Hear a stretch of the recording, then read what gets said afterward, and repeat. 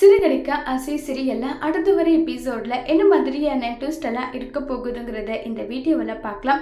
மனோஜ் ஏகப்பட்டதா பலமா அடி எல்லாமே வாங்கியிருக்காங்க.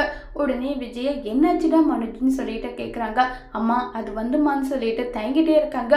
உடனே அந்த இடத்துல ரோகிணி உண்மையை சொல்றாங்க. ராணி நடந்துகிட்ட விதையெல்லாம் இதை கேட்டதும் என் பையன்கிட்டயே இப்படி அவ பறிச்சிட்டு இருக்காளா, அவளை சும்மா விடக்கூடாது, அவளை உண்டுல நாக்காம விட மாட்டேன், அவ எங்க இருக்கா கூப்பிடுங்கன்னு சொல்லிட்டு இப்ப விஜயா ஒரு பக்கம் பயங்கரமா கோவப்படுறாங்க. உடனே அண்ணாமலை விஜயா நீ கொஞ்சம் பொறுமையா இரு, மனோஜ் பண்ணது ரொம்ப பெரிய தப்பு.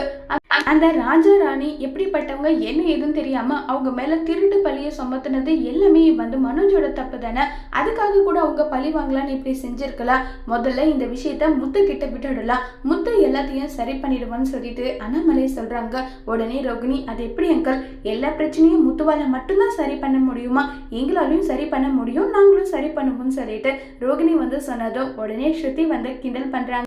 அதுதான் நீங்க சரி பண்ணி வச்ச லட்சணம் தான் தெரியுது, முத்து கிட்ட விடுங்க, 10 நிமிஷத்துல இந்த பிரச்சனையை முடிச்சு காட்டிடுவாருன்னு சொல்லிட்டு ஸ்ருதி எல்லாருமே சொல்றாங்க.